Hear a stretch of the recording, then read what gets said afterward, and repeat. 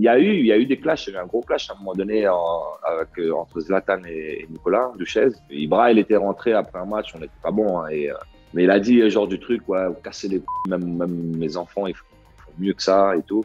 Et Nico, il a pété un plomb. Tu te prends pour qui? Pourquoi tu parles comme ça? Donc c'est parti loin dans les vestiaires.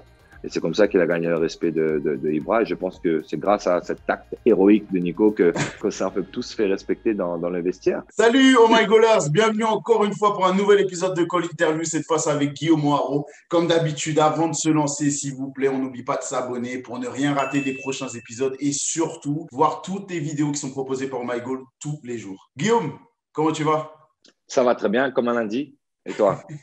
Ça va super bien. Franchement, je suis content de t'avoir parce que tu sais qu'on a créé ce format-là. Ouais, C'est pour des mecs comme toi, tu vois, les mecs détendus, qui peuvent parler de tout, de rien, avec qui on peut rester pendant des heures parce que c'est agréable, chaleureux, sympathique.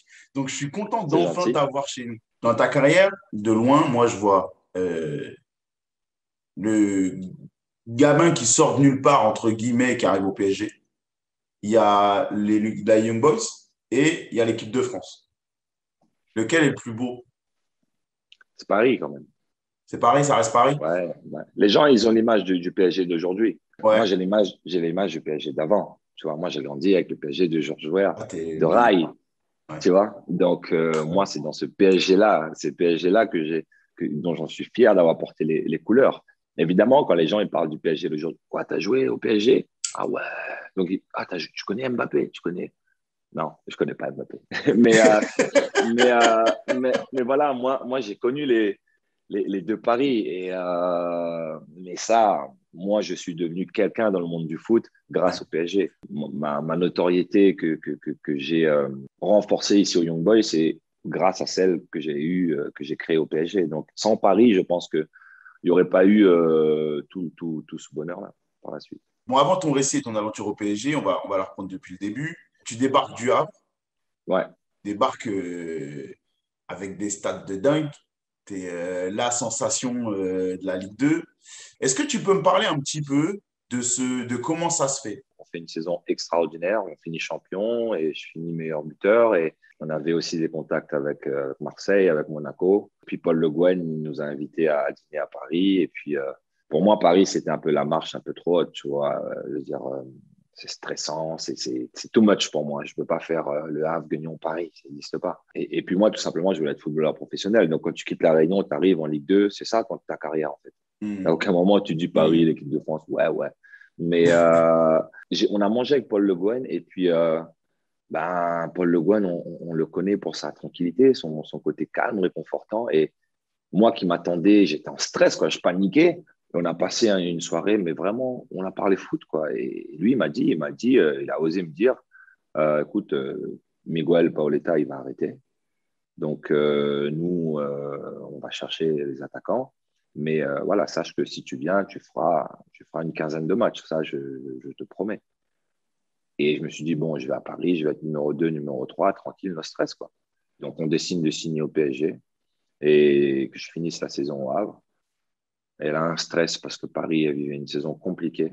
Je me souviens du 3-0 qui perd à Caen. Là, Mhm. mon père, il m'appelle, il me dit, c'est mort.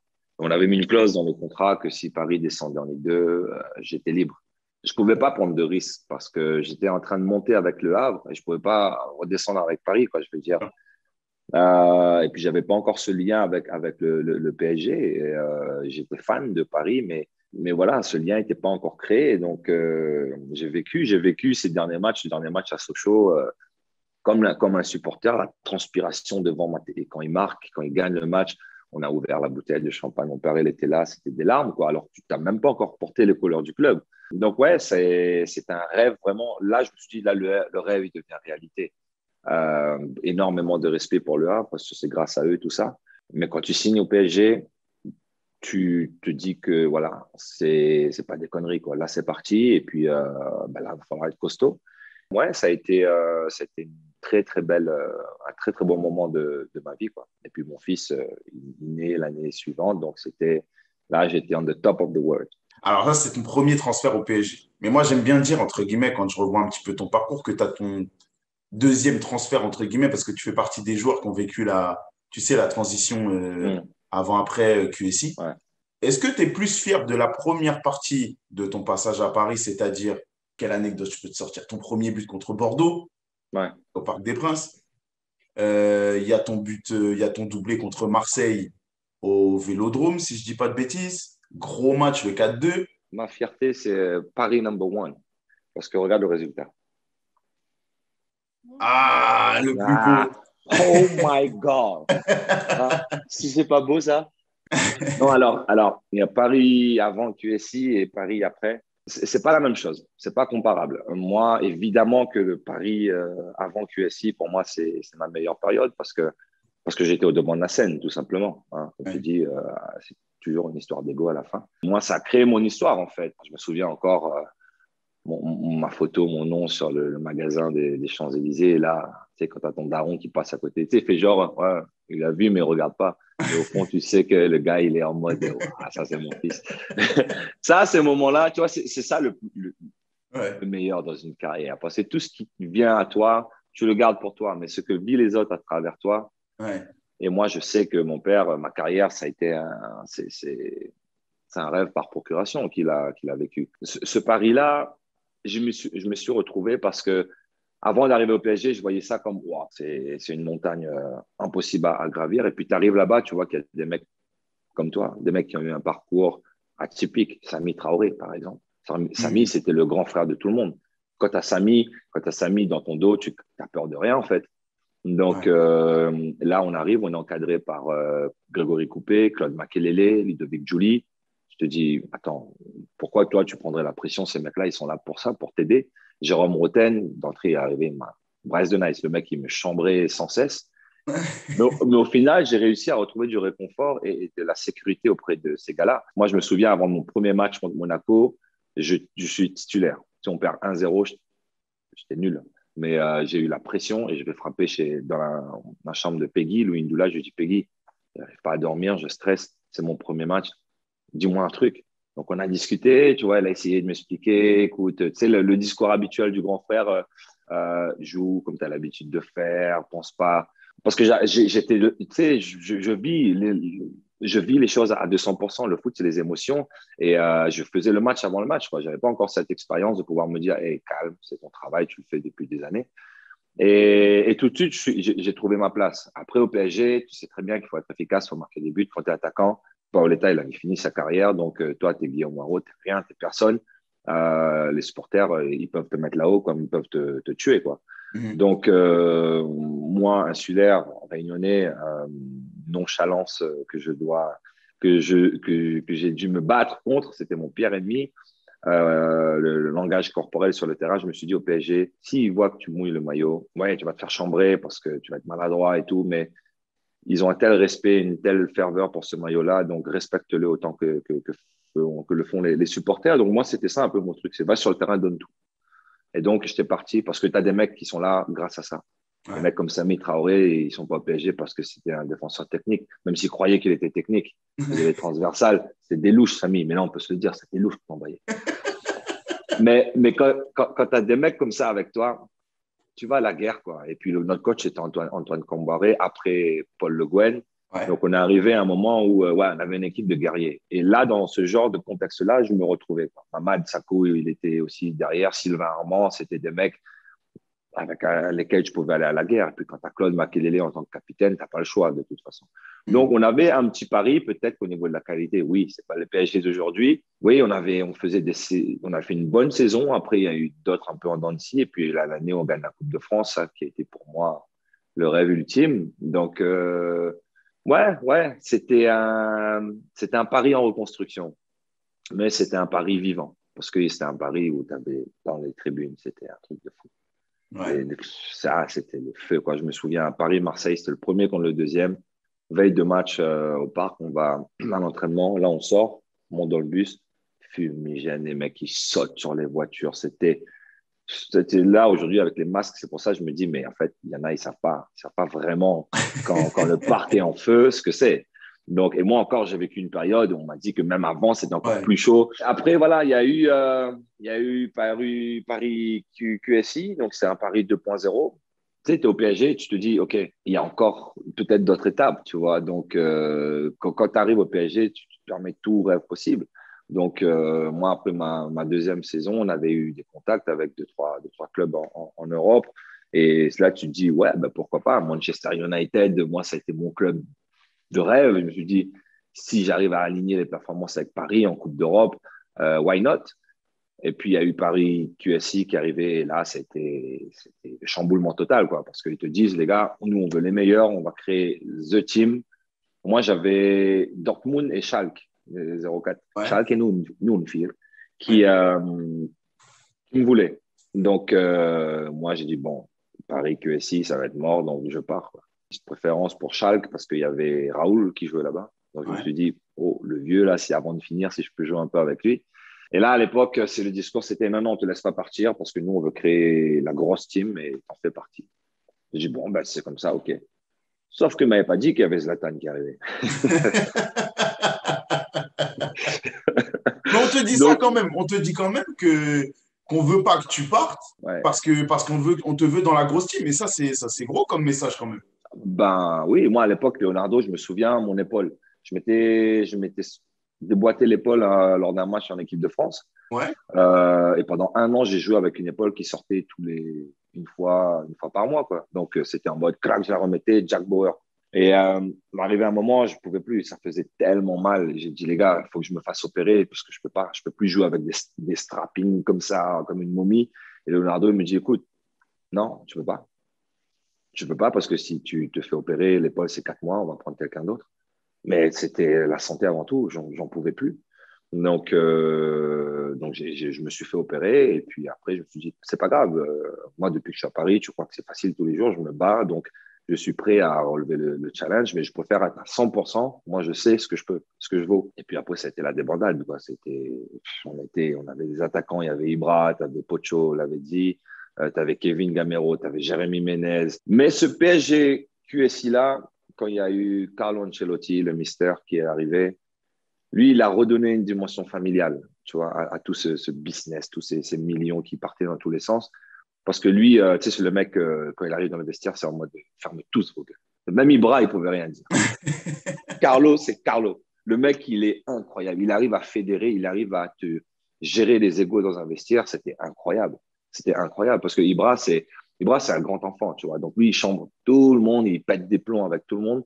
Mais s'il y a un mec avec lequel il peut pas rivaliser, c'est Carlo. Tout le monde voit un respect pour cet entraîneur.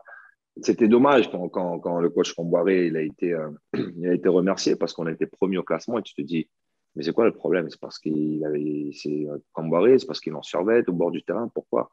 On n'avait pas compris, tu vois. Et je pense que s'il était resté, il y aurait eu des clashs parce que malheureusement, c'est comme ça quand tu as des mecs, des stars qui arrivent comme Zlatan, comme Thiago Silva, ils ne connaissent pas Comboiré, tu vois. Il faut dire les choses comme elles sont. C'est malheureux, mais c'est comme ça. Pour pouvoir canaliser ce genre de mecs-là et les fédérer dans un projet collectif, bah, il fallait un mec encore au-dessus d'eux. Et Carlo Ancelotti, c'était le cas. Donc, Carlo Ancelotti, il arrive avec toute sa clique, quoi. Sa clique tout le staff. Ils ont ramené la technologie, hein. Ils ont ramené les GPS, ordinateurs, les ceci, les cela. Nous, on était là. Sérieux, là, jusqu'à présent, nous, c'était. Donc, ils ont instauré une nouvelle méthode de travail. Ouais. Et il y a eu un moment donné où je ne sais plus qui avait dit ça. En France, les joueurs sont paresseux, ils ne bossent pas et tout. Oui. C'est vrai. Les gars, c'est vrai, il faut dire les choses comme ils sont.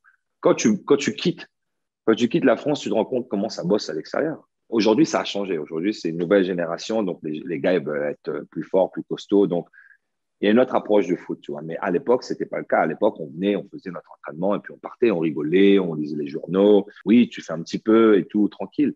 Mais ce n'était pas le travail absolu. Donc, quand Carlo il est arrivé, il y avait une telle concurrence dans le vestiaire qu'à un moment donné, tu n'as pas le choix. Bah ouais, bah là, maintenant, tu bosses comme là, tu fais ton travail. Et là, chaque centime, il est mérité parce que tu t'investis comme jamais tu l'as fait auparavant. Les entraînements, il y avait une telle qualité technique, soit physique, une telle intensité que tu te dis, attends, si tu t'entraînes comme ça, ben le week-end, c'est tranquille, les matchs, tu les gagnes. Et c'était le cas, quoi. Donc là, tu t'investis parce que bah, tu as ton concurrent direct, lui, il arrive avant l'entraînement, il bosse en salle. Après l'entraînement, il est encore là, on fait du stretching. Donc toi, tu joues pas, pourquoi tu ne vas pas faire? Et c'est comme ça. Donc c'est comme ça, ça a été ça dans le vestiaire, en fait. C'était de la compétition, mais saine, en fait, parce que chacun avait le respect de l'autre. Moi, mon concurrent, c'était Zlatan. Le mec, il veut jouer tous les matchs. Tu disais, Ibra, laisse-moi 5 minutes. 5 minutes, s'il te plaît. Donc, tu sais, on se battait pour être sur le banc. On avait un peu le gang, le petit gang des Français, Ouais, qui était là avant. voilà, les survivants un peu.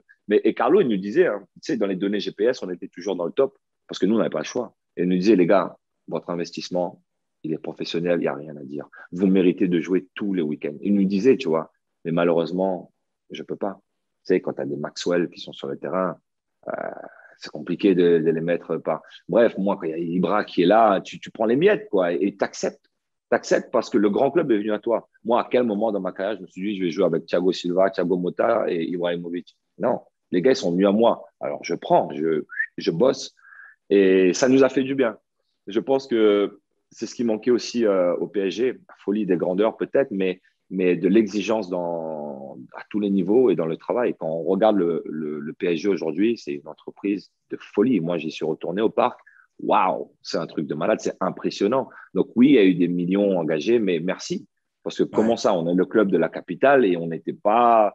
Paris doit être là-haut. Donc ouais. merci aux Qataris d'avoir apporté ça. Les détracteurs, les haters, les jaloux, je m'en fous. Je veux dire, c'est le PSG, c'est pas un autre. Et tant mieux pour les supporters du PSG parce que le PSG gagne. La finalité, c'est ça, c'est les trophées. Quand tu es joueur, c'est ce qui reste à la fin. Et quand tu es supporter, c'est vivre les émotions d'un soir de trophée. Donc, après, tout n'est pas parfait. Mais voilà, et puis moi, la fin a sonné quand j'ai vu qu'il y avait David Beckham qui arrivait. Là, je me suis dit, attends, le mec, en fin de carrière, il joue même plus, il vient, donc c'est mort. Nous, on se battait pour être sur le banc. Là, il y avait plus la place. On allait être en tribune, donc c'était clair et net. Le message que toi, tu reçois quand Beckham arrive, c'est on bascule dans quelque chose qui est plus trop du foot, en gros. Non, tu te dis, bon, moi, il me restait encore 6 mois. Je me suis dit, bon, tranquille, je serre les dents. J'ai fait ça juste depuis le départ. Et je prends les miettes que je peux et je fais du mieux possible. Mon dernier match, dernier but doublé, c'était à Lyon, le 4-4. Ouais. Et moi, Carlo m'avait toujours dit, tu mérites. Donc, quand je fais appel à toi, tu réponds présent. C'est pas tout le temps, mais je te garde dans un coin de ma tête, t'inquiète pas.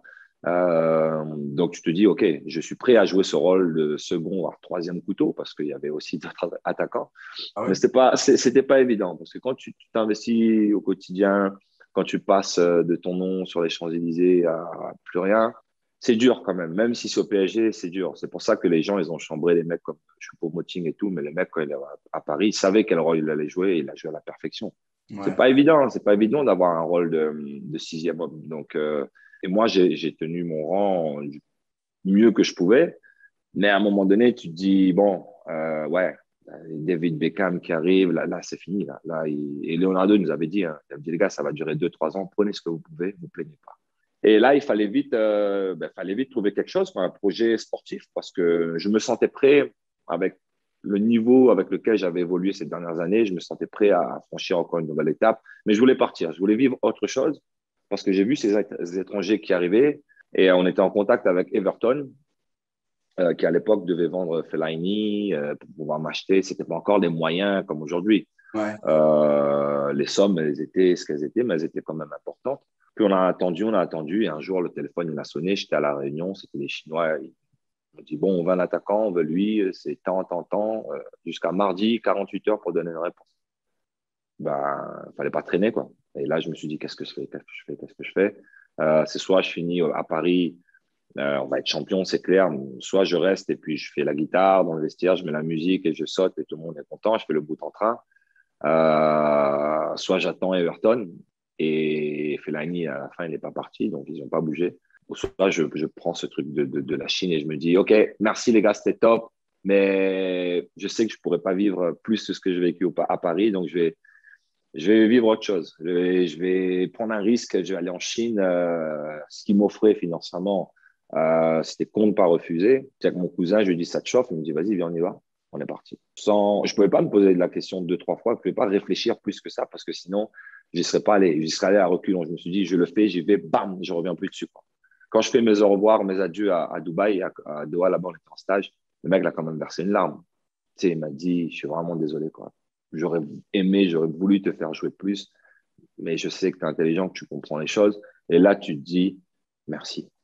Mm. Merci parce que tu te mets toujours dans la tête du coach. Pourquoi est-ce qu'il n'aime pas ou un truc comme ça, tu vois. Et moi, je me souviens, à mon anniversaire, le mec, il venait, la musique, la guitare et tout, on chantait, il chantait avec nous, barbecue à Saint-Nom-la-Bretèche. Ça, c'est des coachs que tu trouves rarement, quoi. Donc, Ouais. tu mouilles, tu meurs pour lui. C'est pour ça, dans tous les clubs qui passent, bah, il a le respect de ses joueurs.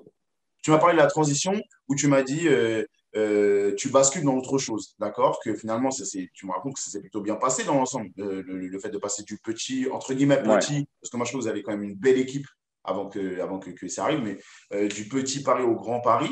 Il y avait quand même des trucs, tu sais, on entendait des choses, des nénés où il y a eu des clashs, le clan français un petit peu mis de côté par les nouveaux qui étaient très italiens, au moins en tout ouais. cas dans la langue.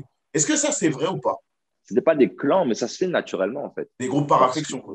voilà, exactement. Donc, il y a eu des clashs. Il y a eu un gros clash à un moment donné entre Zlatan et Nicolas Duchesne Ah ouais? dans le vestiaire. Parce que Ibra, il était rentré après un match, on n'était pas bon. Hein, et Ibra, il parlait en anglais. Donc, je pense peut-être que ça a été mal traduit.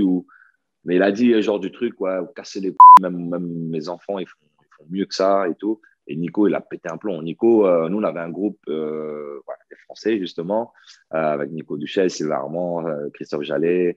Et Nico, ce jour-là, il y avait, je pense que les états d'âme, elles étaient à chaque fois un peu à la limite. Et là, il a pété un plomb. Il a dit, ouais, toi, tu te prends pour qui? Pourquoi tu parles comme ça? Donc, c'est parti loin dans le vestiaire. Le coach a calmé tout ça. Le lendemain, avant le décrassage, on a essayé de tout mettre à plat, quoi, de dire ce que chacun pensait parce qu'il y avait de la tension qui commençait à être négative dans le vestiaire. Nico, il s'est expliqué avec Ibra en bonhomme. Les gars se sont regardés dans les yeux. Et c'est comme ça où Ibra s'est levé, il a serré la main à Nico et a dit, toi, tu as des je te respecte. Et c'est comme ça qu'il a gagné le respect de Ibra. Et je pense que c'est grâce à cet acte héroïque de Nico qu'on s'est un peu tous fait respecter dans le vestiaire. C'était l'un des gros clashs qu'on avait vécu dans le vestiaire et c'est ce clash-là qui a permis après de faire en sorte que l'ambiance soit top.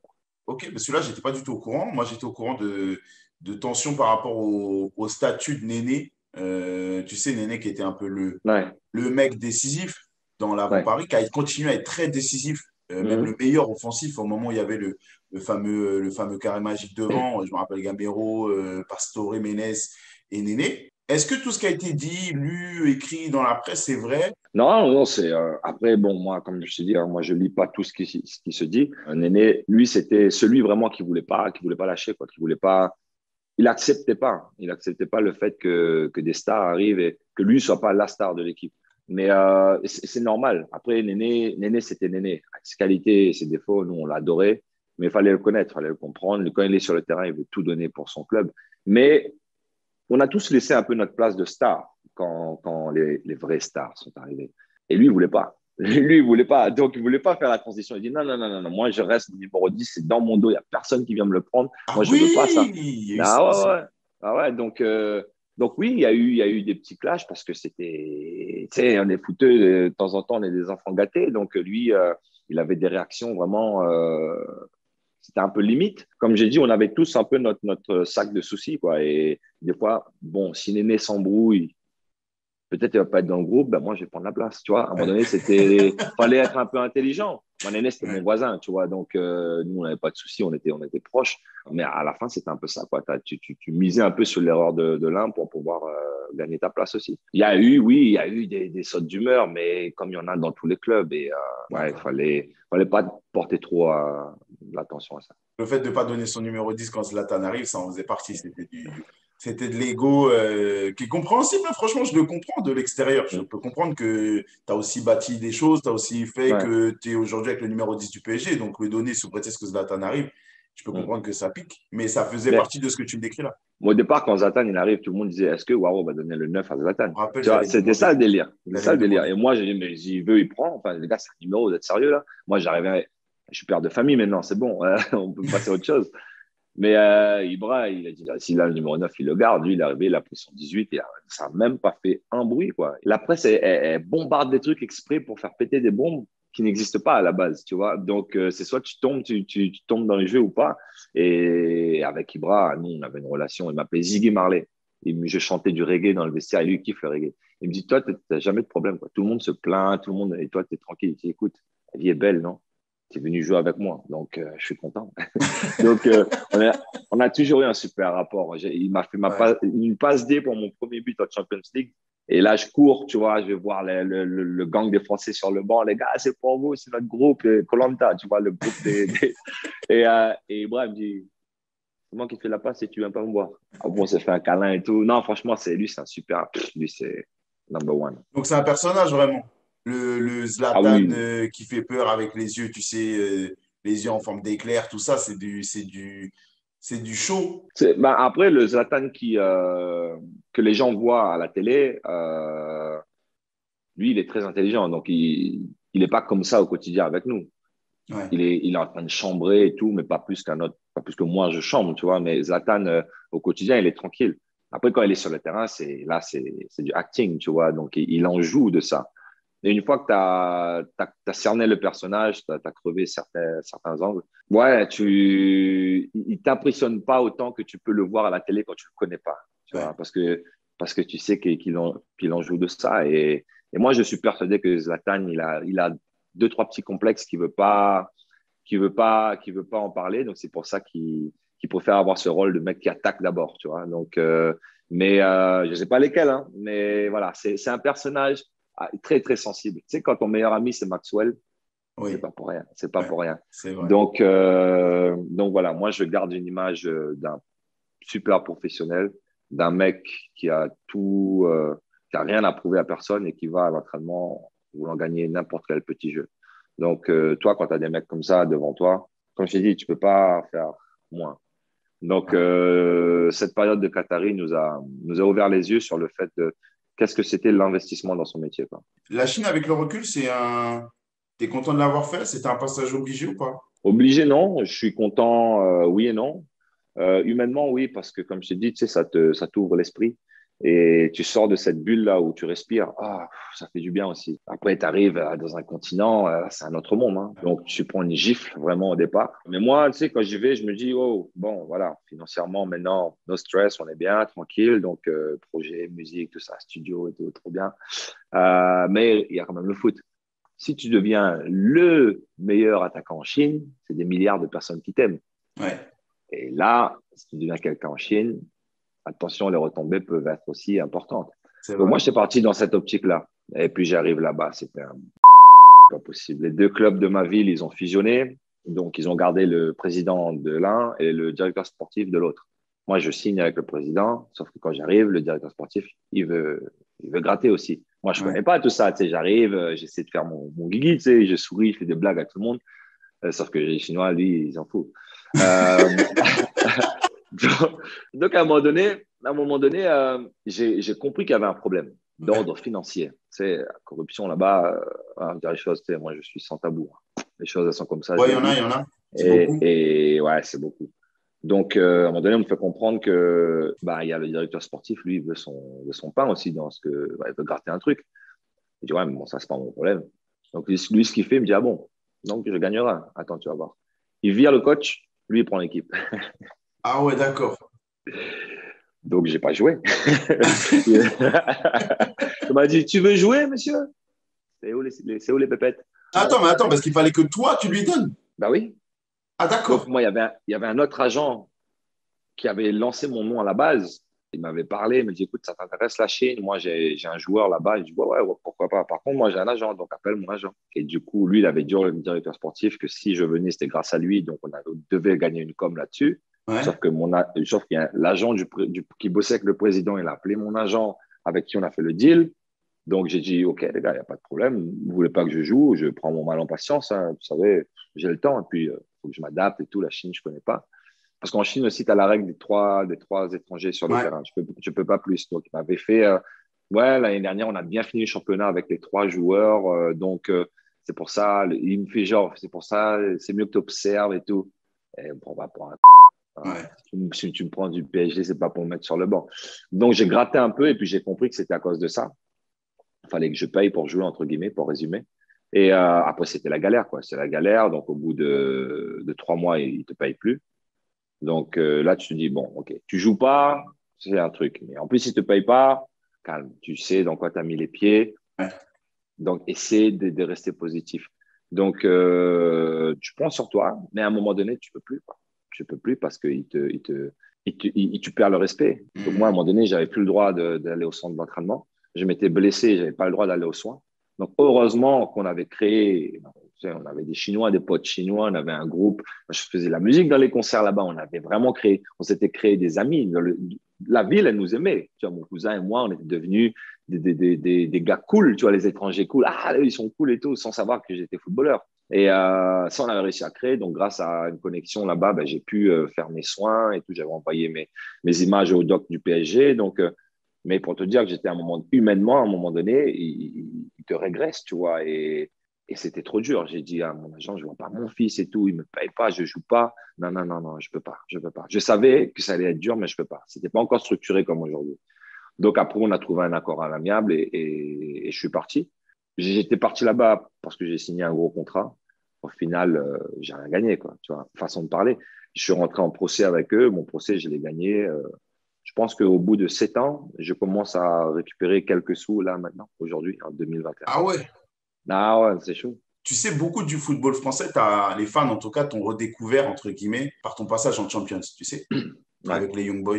C'était quoi? C'était il y a 2 ans ou il y a un an, je sais plus, ouais, avec le ouais, Covid, c'est tu ça. sais. Ouais, ouais. Mais ils savent pas tout ce que tu as fait là-bas. Ils savent pas à quel point, ils savent pas dans quelles conditions tu es arrivé. Ils savent pas tout ce que tu as réussi là-bas parce que c'est quand même complètement dingue. Je pense que même toi, quand tu poses les pieds là-bas, tu te dis pas qu'il y aura tout ça dans l'histoire. Est-ce que toi, quand tu poses les valises aux Young Boys, tu te dis, je reste tout ça de temps et je fais un gros truc là-bas? Bon, déjà, quand j'arrive à Berne, j'arrive en sac à dos, pas avec une valise. Moi, je me dis, je fais 6 mois, je me relance un petit peu et puis après, advienne que pourra. Et c'est l'heure de l'anecdote. Aïe, aïe, aïe, aïe, aïe. Avant de venir aux Young Boys, je devais signer à Saint-Étienne. Ouais. Tout était fait. J'avais eu rendez-vous avec toute la Green Family. Donc, on se met d'accord et tout. Donc, moi, Saint-Étienne, à ce moment-là, il devait vendre Brandao à Bastia. Mhm. Et du coup, il devait me prendre. Donc, on se met d'accord. Le lundi, mon agent m'appelle, il me dit, Guy, descends à Lyon, on va aller signer le contrat. Donc, du coup, je prends mon train, je descends. Et là, on arrive à Lyon. J'arrive, je retrouve mon agent, il n'y a plus de news. Plus de news, personne ne répond au téléphone. On se dit, c'est quand même bizarre. À l'époque, quand j'étais en Chine, Christophe Galtier, il m'écrivait tout le temps, reviens, tu reviens, je te relance et tout. Donc, quand je suis revenu de la Chine, j'ai fait un stop à Bordeaux, j'ai eu la chance. Merci encore le président Trio, parce que ça faisait un bail que je n'avais pas vu mon fils. Bref, c'était passé. Donc, du coup, on trouve un accord avec Saint-Etienne. J'arrive à Lyon, plus personne ne répond au téléphone. Là, il devait être 11 heures. On avait dit qu'on devait déjeuner ensemble. Et mon agent me dit, écoute, jusqu'à 16 heures, on attend, quoi. Et le contrat, tout est prêt, on doit signer. Demain, tu dois commencer les entraînements. Donc, toute la semaine avant, on était au téléphone 24 sur 24 pour négocier. Du jour au lendemain, plus rien. Donc, on attend, on attend, on attend. On n'a jamais eu de retour. Jusqu'à Donc, aujourd'hui, on t'a jamais expliqué. j'ai vu la semaine d'après, il y avait Ricky Van Kinsel, ou un truc comme ça. Et j'ai vu que lui, ils l'ont signé lui. Donc, je Ouais. me suis dit, waouh, là, ils me l'ont fait vraiment à l'envers parce que c'était pas le truc, ouais, écoute, Guillaume, désolé, mais on a préféré prendre un joueur plus jeune, peut-être moins cher. Moi, c'était, viens signer ton contrat et plus de news. J'ai eu vraiment la haine, quoi. Je me suis dit, ce club qui pendant des années, on loue les valeurs qui sont les siennes et au final, il me faut un truc comme ça. Après, peut-être il y a eu des trucs par derrière que j'ai pas su, mais j'ai jamais eu de nouvelles de personne depuis ce jour-là. Et donc, ma fenêtre à moi du mercato, elle se rétrécissait et il n'y avait plus grand-chose, quoi, parce qu'on avait mis tout ce qu'il y avait à côté. On avait dit non, vu qu'on avait trouvé un accord avec Sainté. Donc là, je me retrouve un peu dos au mur. Qu'est-ce qu'on fait? C'est un peu l'urgence. Et c'est là où on a eu le contact avec les Young Boys, parce qu'à la base, c'était avec le FC Bâle qu'on Ouais. était rentré en contact, mais leur attaquant étant pas parti, du coup, Young Boys, ils ont entendu dire qu'ils cherchaient un attaquant. Et ça s'est fait comme ça. À la dernière minute, je suis parti, j'ai visité vite fait la ville et je me suis dit à mon agent, écoute, je vais jouer au foot. Et je lui ai dit, j'ai envie de vivre d'autres choses. Mon aventure en Chine, elle s'est pas bien passée, mais je suis persuadé qu'il y a d'autres cultures, il y a d'autres choses qui peuvent être jolies. Et puis la Suisse, quand tu arrives en Suisse, tu respires, même l'air est propre. Tout est propre ici, c'est un truc de fou. Donc je me suis dit, peut-être c'est ça qu'il me faut, un peu de quiétude dans ma vie. Et au final, ouais, je suis venu à Berne, à la base pour 6 mois. Bah, ça va faire 7 ans. Donc, à tu t'y l'histoire. plais, c'est que ça s'est bien passé. Ah ouais, ça s'est super bien passé. Tu arrives dans un club où bah, c'était un peu à la mode suisse quand même, quoi. C'était, pendant des années, ils étaient deuxième. Le club n'avait pas connu de titre depuis 32 ans. Mhm. Donc, tu sais, tu prends le train en marche, quoi. Tu essaies, tu observes, tu regardes un peu et puis tu fais le bilan pour savoir qu'est-ce qui manque pour être champion. Parce que bah, pendant 7 ans, ils étaient indétrônables. Et je leur dis, les gars, mais c'est quoi les conditions ici pour faire la Ligue des Champions? Je dis, bah, faut finir le premier, il est qualifié directement. Le deuxième, il fait les tours préliminaires. Et quand j'ai entendu ça, je me suis dit, attends, là, j'ai la chance de jouer la Ligue des Champions. Je vais pas cracher là-dedans parce que honnêtement, je vois pas quel club va me prendre pour faire la Ligue des Champions. Donc, du coup, ça a été mon leitmotiv tous les jours. Quoi. Je me réveille, je veux la Champions League, je veux la Champions League. Et au bout de 2 ans, ben, on a ramené le titre de champion à Berne après 32 ans. Tu verras sur YouTube les vidéos du soir du sacre. C'était incroyable. J'ai failli mourir. Les gens, ils sont arrivés sur le terrain, ils ont sauté dessus. J'étais en dessous d'une marée de personnes. J'arrivais plus à respirer. Il y a mon gardien, il m'a sorti comme ça. Je te jure, pendant une seconde, je me suis dit, c'est fini. C'était un truc de malade. Une marée de personnes. C'est une revanche par rapport à plein de choses. Même pas contre les gens, mais pour toi, en fait. Parce que tu dis, ouais, au final, faut toujours suivre son cœur, quoi. Et ouais, et puis derrière, on a réussi, Champions League. Donc, moi, c'était clair dans ma tête, je ne bouge plus d'ici parce que à un moment, bah, faut être lucide, quoi. Donc, moi, j'avais trouvé un championnat dans lequel je m'éclatais. On jouait le haut du classement, je marque des buts tous les week-ends. Et en prime, j'ai la Champions League. Donc, qui suis-je pour cracher là-dedans et me dire, je veux plus? À un moment donné, quand on veut trop, on perd tout. Et Ouais. moi, c'est ce que j'ai vécu un peu aussi avec la Chine. Donc, ça sert les leçons, les deux leçons, les expériences. Et cette expérience-là, ça m'a fait le plus grand bien parce que je pense que la Suisse, c'est l'une des plus belles choses qui me soit arrivée aussi parce que humainement, je me sens tranquille, quoi. Mais c'est vraiment le mot, quoi. À l'arrivée, tu m'arrêtes si je me trompe. Mais c'est le premier titre depuis plus de 30 ans. Ouais, Au final, tu as 3 titres là-bas. ouais. 2 fois meilleur buteur. Mhm. OK. Participation à la Ligue des Champions, c'est la première de l'histoire du club. Ouais. OK. Ça fait beaucoup pour un mec qui est là pour 6 mois. T'as vu? Non, mais c'est pour ça, tu vois, c'est pour ça qu'il faut vivre au jour le jour, parce que les plus belles surprises, elles arrivent quand tu t'attends pas. Et quand tu prévois trop les choses, t'es plus surpris. Et nous, on vit avec ça, on vit avec les émotions. Donc, moi, je me souviens, je regarde les premières images les images de mes premiers matchs en Suisse. Le stade, il est à moitié vide. Je regarde quand je suis parti. Les gens ils se battent pour rentrer, tu vois, et tu te dis, tu as réussi un truc. Donc, soit c'est le championnat suisse, et là encore, quand je te parle de critique, ouais, mais le championnat, il ne voit rien. Le mec, c'est normal qu'il claque des buts, les défenses, c'est du fromage. Ben, on a vu le résultat à l'Euro. Hein. Tous Ouais. les joueurs ils ont été formés en Suisse. Donc, ça, il faut respecter. On fait tous le même travail, on se lève tous avec la même motivation au quotidien. Et oui, on ne peut pas tous être Messi, Cristiano. Donc, moi, comme j'ai dit, à un moment, j'ai peut-être trouvé chaussures à mon pied. Et c'était arrivé à un moment où, bah, dans ma vie de tous les jours en tant qu'homme, j'étais heureux. Donc, mon rêve ultime, bah, bien sûr, si Paris m'appelle, je retourne à Paris. Mais il ne faut pas rigoler non plus, tu vois. Donc, mais ouais, au bout de ces 6 mois-là, je me dis, on avait reçu des contacts. Hein. Il y avait Dortmund à un moment donné qui commençait à s'intéresser. À un moment donné, c'était chaud. C'était quand Ça a ça? failli signer. Ça, c'était après 1 an, 2 ans à Young Ah Boys. ouais. Ah ouais. Lyon, on était rentré en contact avec Lyon. On avait eu M. Aulas au téléphone et moi, j'avais discuté avec Bruno Genesio. Et il m'a dit, écoute, nous, on a besoin d'un numéro 1 bis. Moi, je joue souvent avec un attaquant. Ça arrive des fois avec deux. Mais il y avait encore Alexandre Lacazette. Il m'avait dit, il y a un jeune Mateta qu'on aimerait que t'aides à se développer. Donc, moi, j'avais dit oui. J'avais dit, bon, en revanche, contre Saint-Etienne, là, c'est personnel.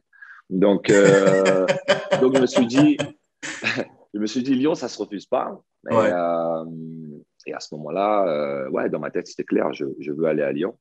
Sauf qu'il y a eu un léger clash interne. C'était entre Gérard Rouillet. La combe. Voilà, ouais, je pense. Donc, en gros, moi, Genesio, il voulait que je vienne et Olas avait donné son oui. Mais Rouillet voulait prendre Adebayor. Ah.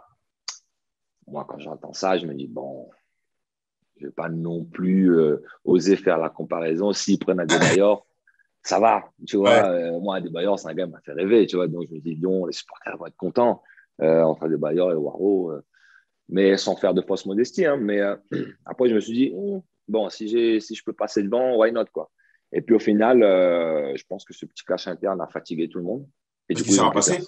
personne. Aucun des deux n'est venu. Du coup, ils ont pris personne. Je pense que Olas a dit, tout ne trouvait pas d'entente, alors je prends personne. D'accord. Et ouais, ça a été une petite déception quand même parce que je me suis dit, ça aurait été un super rebond, quoi. Young Boys, Hmm. bim, je pars à Lyon parce que Lyon c'est Lyon.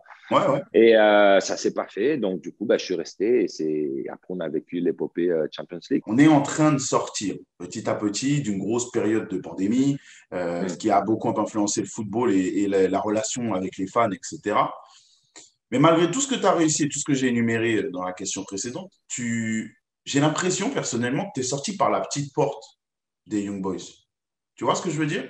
Alors, ouais, je ne demandais pas à ce qu'il y ait un jour férié, je ne demandais pas à ce qu'il y ait les chars pour que tu défiles et tout dans tout le Ouais. pays, mais tu sais, je sais pas, une petite cérémonie de remerciement, même si Mm. ça doit être fait plus tard, tu vois, parce qu'il y a le Covid et tout. Et j'ai l'impression que tu n'as pas eu droit aux adieux que tu méritais par rapport à tout ce que tu as réalisé là-bas, même si tu n'étais pas tout seul. Est-ce que toi, tu as ce sentiment-là? Moi, j'étais déçu, hein, et je pense que cette pilule-là, elle est encore coincée quelque part, tu vois, parce que je Ouais. me dis, quand même, tout ce que. C'est ça le foot. Malgré tout, c'est ça le foot. Et puis, j'étais vraiment déçu. Mais après, tu n'as pas le temps. Tu n'as pas le temps parce que tu es encore dans le vif du sujet. Et puis, c'est un autre challenge ici. Mais pour revenir aux Young Boys, ils m'auraient fait ça, tu vois. Je pense s'il n'y avait pas eu le Covid et tout et tout. Mais c'est vrai que la fin, elle a été un peu compliquée. Compliquée pour tout le monde. Moi, je l'ai mal pris. J'étais en colère quand je suis parti parce que ils me l'ont vraiment fait à l'envers et je ne m'y attendais pas du tout. Notre gardien emblématique, il a arrêté sa carrière aussi. Mais lui, il le savait 6 mois auparavant. Moi, 6 mois auparavant, mon discours, c'était je veux continuer à jouer. Donc, et puis eux, ils disaient oui, mais tu sais, par rapport à ce qu'on a fait pour les anciens ici, on attend le dernier moment. Mais je voulais pas faire style ouais, mais là, les autres, je m'en fous, là, on parle de moi, tu vois. Après, mon doublé contre la Juve, j'avais cette fenêtre, l'opportunité d'aller gratter encore une année. Et j'ai dit à mon agent, mais on fait pas ça, on n'est pas comme ça. Ils vont me la donner, mon année. Vous êtes sérieux, là? Enfin, je veux dire, après tout ce que j'ai fait, moi, c'était ça mon discours.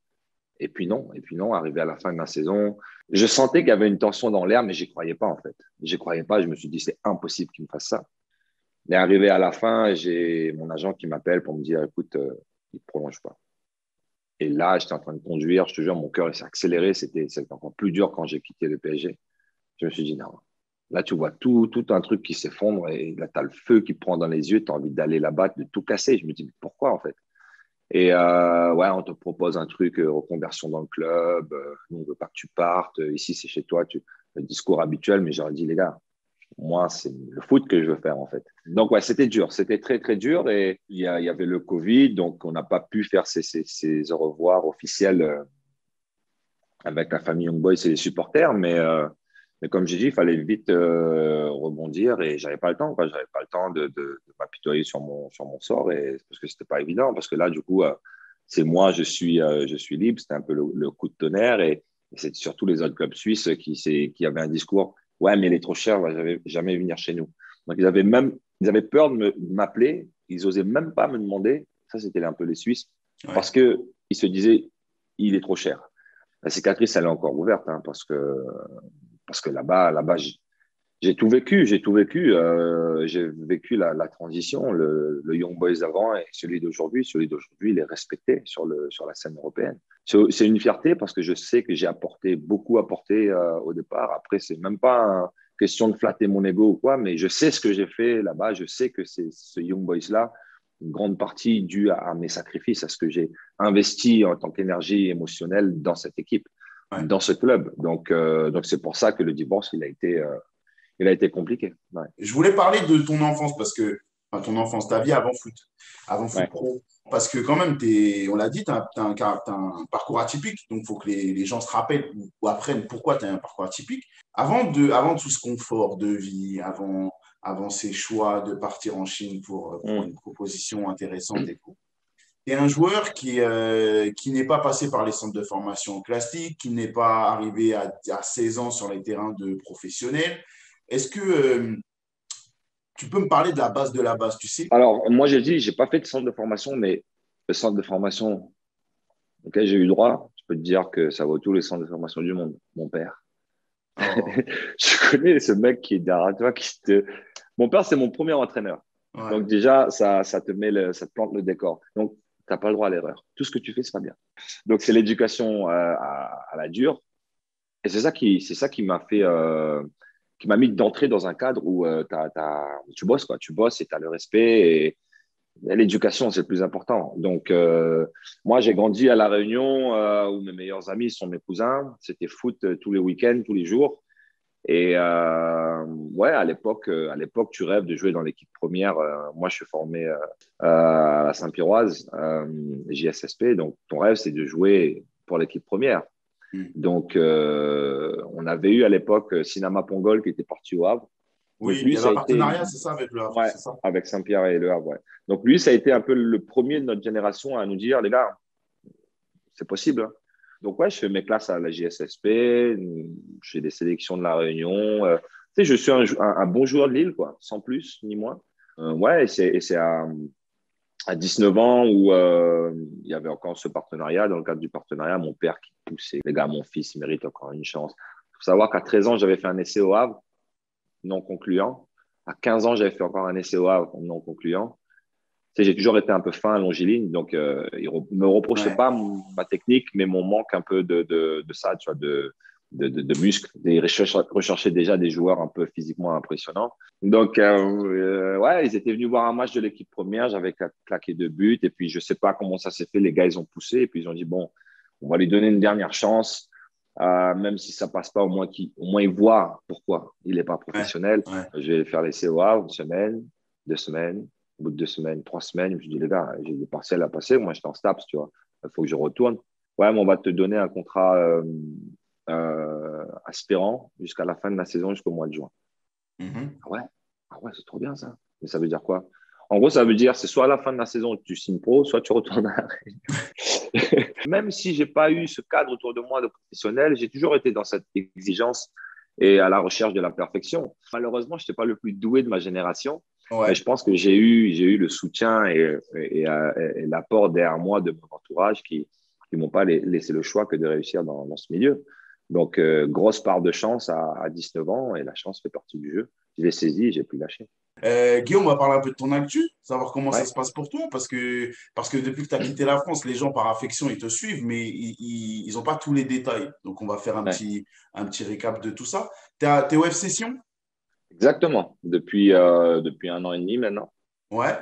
Ouais, là, j'entame ma deuxième saison et ouais, on reprend la saison là à la fin du mois. Donc, tout se passe bien pour le moment. D'accord, ça va, ça roule. T'es content de ta saison, la dernière saison que tu viens de faire quand même, parce qu'elle est plutôt correcte. Ouais, ouais, ouais. Bon, c'était un peu galère, quoi, parce qu'au début, j'étais un peu mis sur le côté. Et puis à la fin, enfin, il a fallu remettre l'église au milieu du village et leur montrer que I'm not done. Alors, le club, on a fait les barrages, donc il fallait sauver le club et c'est là où j'ai mis ma pierre à l'édifice. J'ai aidé le club à se sauver. Donc, c'est pour ça aussi que le président m'a donné une nouvelle année. Donc, comme quoi, voilà, il n'y a pas d'âge. Le foot, faut toujours confirmer, quoi. Peu importe ce que tu as fait, et Hmm. il faut confirmer. C'est aujourd'hui le plus important. Donc, carpe diem. Là, tu as prolongé d'un an, Ouais. jusque mi-2022, quoi, l'été 2022. Mm. Toi, dans ton idée, c'était quoi? Tu prends au jour le jour? Non, c'est vrai que plus je rencontre d'anciens footballeurs, plus ils me disent tant que tu peux jouer, joue, parce Ouais. qu'après, c'est dur, c'est pas pareil. Moi, depuis que je suis ici, voilà, on va dire que je suis bien, je suis tranquille. Donc, je me rends compte aujourd'hui comment c'est compliqué pour un joueur de foot de trouver un contrat. Je pense qu'avec le Covid, le foot a quand même douillé. Oui, je veux pas me mentir. Je veux pas être le mec qui fait la saison de trop. Donc, par respect pour les clubs qui m'embauchent, donc je préfère faire année après année. Donc, ben, l'année dernière, j'ai fini voilà, en forme. Donc, si je reprends sur la même lancée, on verra, on fera des points au fur et à mesure. Je pense que d'ici décembre, je verrai si je suis prêt pour entamer encore une nouvelle saison. Mais ça va tellement vite, il y a tellement de paramètres que, ouais, il faut prendre les choses comme elles arrivent au jour le jour. Bon, Guillaume, on arrive à la fin. On termine Ouais, sur un petit jeu sympa. parfait. Question-réponse tac au tac. D'accord? D'accord. Si je te... Chérie, viens vite, c'est la fin. Question-réponse, tu fais avec moi. Mais tu fais pas le on, timide, hein. on finit Allez, l'émission. D'accord? Je fais des questions à vous deux. Et c'est sur ton papa. et tu dois à chaque fois, enfin, vous devez à chaque fois répondre tac au tac. La dernière personne à qui tu as envoyé un message et pourquoi? Ok, bon. Moi, Ouais. c'était à ma mère parce que je lui ai dit bonne nuit. Voilà. Ok, Parce ça qu'on marche. on est rentré hier, donc il a envoyé un message pour dire qu'on est bien arrivé. Et bonne nuit. D'accord. C'est bien. Le dernier film que tu as regardé sur Netflix? France-Suisse. C'est pas un film. On la garde, celle-là. On la garde, celle-là. Celle-là, on la garde. Je m'en fous, on la garde. Je m'en fous, on la garde. Next. D'ailleurs, bah, France-Suisse, alors toi, parce qu'on ne sait plus maintenant. Tu es tellement installé Ouais. depuis longtemps en Suisse, on ne sait plus ce que tu fais. T'étais pour qui? Est-ce que tu es surpris et tu étais pour qui? Alors, moi, pour pimenter un peu le tout, parce que regarder un match avec un Suisse, le Ouais. mec, il est très belle action. Donc, du coup, on était en stage avec les gars. Donc, Ouais. évidemment, il fallait un relou de service. Donc, je les ai chauffés. J'avais le maillot de l'équipe de France et tout. Ouais, il fallait, tu sais, pour pimenter le truc. Surpris, oui, parce que tout le monde l'était. Tu sais, tout le monde pensait que la France allait gagner haut la main. Mais en même temps, je savais il y avait une chance parce que, ouais, je suis ici, tu vois, et je vois l'évolution de cette équipe. Hmm. Euh, mais pour moi, c'est la France qui a perdu, qui s'est battue elle-même, tu vois. Donc, les Suisses, ils ont créé un super exploit, l'exploit d'avoir cru jusqu'au bout. Donc, ça, on peut pas leur enlever. Mais je pense que si la France avait été concentrée et jusqu'au bout, on n'aurait pas eu ce qu'il y a eu. Mais comme je dis, c'est le foot qui a gagné. Donc, comme moi, je suis pour le foot, T'as bien compris. merci aux Suisses d'avoir fait cet exploit. La série que tu peux regarder 50 fois sans te lasser. Moi, Moi, bah, tu regardes plus de séries que moi, non? bah, Sans me lasser. je sais. Daybreak, C'est quoi ça? c'est une série Netflix. Elle, Tu as regardé elle, plusieurs fois? Tu as regardé plusieurs fois les saisons et tout ça? Bah, il y en a qu'une, donc c'est facile. bon, on s'était fait quand même le Prince de Bel-Air ensemble. Ah, ça, c'est un classique, ça. Ah, c'est bien, Prince de Ouais. Bel-Air. La pièce préférée chez toi? La cuisine. Ah ouais? Pourquoi? Bah, c'est bien, parce qu'il y a des frites et il y a à manger. Ah, d'accord. Voilà. Moi, Bah là, c'est il connaît. Bien élevé, cet enfant, très bien ouais, élevé. moi, c'est ma salle musique. Le dernier coéquipier à être venu chez toi, au PSG.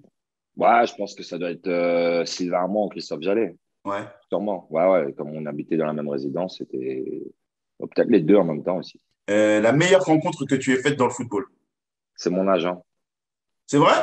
Ouais, ouais, ouais. C'est le Tu même sais, depuis le début? c'est le même depuis le début, ouais. C'était mon père spirituel, quoi. Lui, d'entrée, psychologiquement, il m'a mis sur un piédestal, tu vois. C'est lui qui, lors d'un repas à Guignon, m'a dit, tu verras, ce prêt, il va te changer. Dans 2 ans, tu es en équipe de France. Le dernier plat que tu t'es fait livrer chez toi. Attends, dis pas de conneries, toi. Il Ça a va? menacé son enfant devant tout le monde. C'était quoi? C'est McDo. C'était McDo? Hmm. Yeah. C'était quand? C'était avant, juste avant un match? C'était quoi? Non, mais hier, non, c'était hier. Hier, on est rentré, j'ai été le chercher à Bordeaux, là. Donc, du coup, bah, quand tu arrives tard, tu prends ce qu'il y a sur la route, quoi. Le jeu vidéo auquel tu joues le plus? Call of Duty. Ah ouais, non, mais le confinement, là, ça m'a mis dedans, hein. Et Ouais. du coup, bah, je joue avec mes potes de La Réunion. Nous, c'est des matchs à mort par équipe, 6 contre 6. C'est pas Warzone, on comprend rien, tout ça. Nous, on veut être ensemble, rigoler, puis on rigole comme ça. C'est trop bon. Bah toi qui es calé musique. Le son que tu peux écouter tous les jours sans te lasser. Lui, c'est en mode Necfeu, des délires comme ça. Lui. Ah ouais, c'est pas la Ouais, même musique que ton père. rap américain. Ouais, il est un peu plus évolué par rapport à moi, la musique. Ouais, moi, c'est Bob Marley. C'est la base, ça bouge pas. Ouais, ça bouge pas. Tu sais, t'as beau écouter tous les styles de musique, toutes les émotions, mais Bob Marley, moi, c'était à une époque de ma vie où j'ai commencé à vouloir comprendre les textes, tu vois. Donc, et puis lui, ouais, donc lui, c'est plein d'émotions. Hmm, C'est ma jeunesse, mon adolescence, c'est tout. Bob Marley, c'est tout. Donc, c'est pour ça que moi, c'est number one. ça marche. Les gars, merci, hein. Ben, merci C'était à top. toi. C'était Ouais, top. Franchement, j'ai on passé un a bon moment. franchi, J'espère que vous aussi. on a franchi la colline. Et ça s'appelle comme ça. Poum, Une petite blague? allez, c'est Une bon, petite blague? Une petite un autre blague avant de jingle. finir? Allez, une petite blague avant de finir.